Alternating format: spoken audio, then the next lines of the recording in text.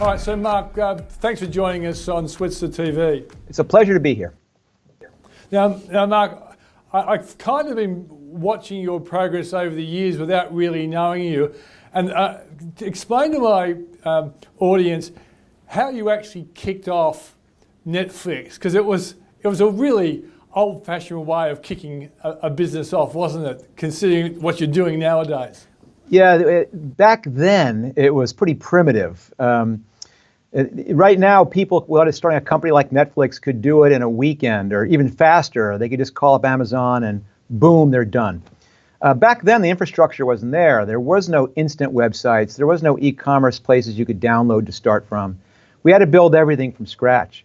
But more than that, we didn't even know what to build. We were still struggling with what is this idea? What really is going to work? And so at the beginning, it was just how do you just test things and little by little work your way into, is this idea actually going to work?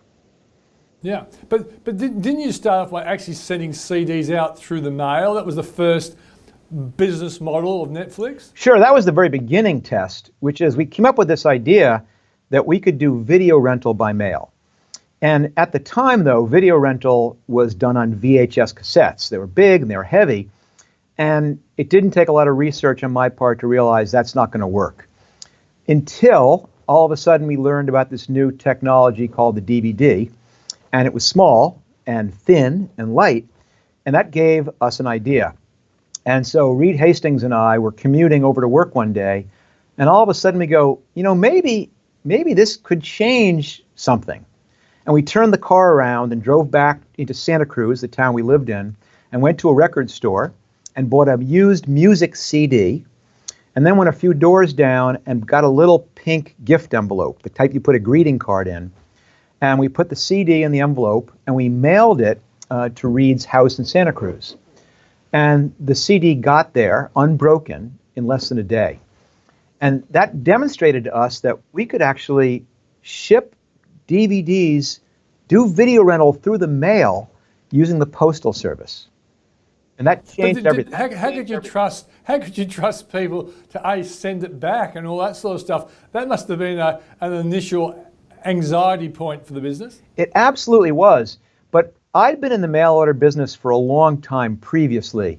And I had kind of formed this opinion that by and large, most people are honest.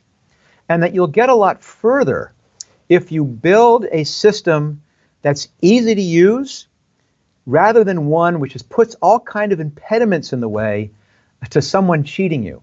Because if you put these impediments to prevent anyone from cheating you, you inadvertently are making it hard for the other 99.5% of the people who are honest to do business with you. And with Netflix, it certainly turned out that way. I can remember, I would say it was about 10 years ago, and I can remember exactly where I was driving and I was listening to some propeller head on radio talking about a thing called convergence. And one of the things he said, one day they'll be able to stream a video into your home, into your TV. And as I drove along, I just said, yeah, sure, that's going to happen. So you must have also learned about this possibility. Were you instantly a believer that this could happen, or did you have to test it out before you started putting money behind it? Well, it's funny you mention that because, of course, on day one, before we had mailed a single DVD by mail, we had to raise money. And every single person you pitched to raise money said, that's the stupidest idea I've ever heard. It's just a matter of weeks before every single person can stream or download this digital format. And the truth is they're right, that eventually everyone would be able to download or stream movies. What they're wrong about was the timeline. There actually were all kinds of reasons why it would take a lot longer than anyone envisioned. 10 years. So the challenge for us was, I knew that eventually streaming was going to happen. I knew it would take a long time. And if I focused on streaming from day one, I'd be out of business. But if I built something which was totally about being the world's best shipper of plastic, I'd also be out of business when the world changed. So one of the smartest things I think we did was position the company kind of delivery agnostic. We built it around finding entertainment you love, which works whether you mail a DVD to someone, it works whether you stream it to someone, and it'll work, 10 years, 20 years from now, and we can just beam it telepathically into your filling or something like that. Okay, one last question, is we are running out of time. I could talk to you all day. First of all, did you ever imagine the share price would be where it is today? And secondly, what are you going to talk to Australian audiences about when you come here and you're on stage? So first of all, I never in a million years imagined that Netflix would be the success it is today. Sincerely. I remember trying to hire someone long ago, and I was saying, I swear, one of these days, this stock you're getting is going to be worth $100. And someone said, don't you feel bad, like misleading him like that?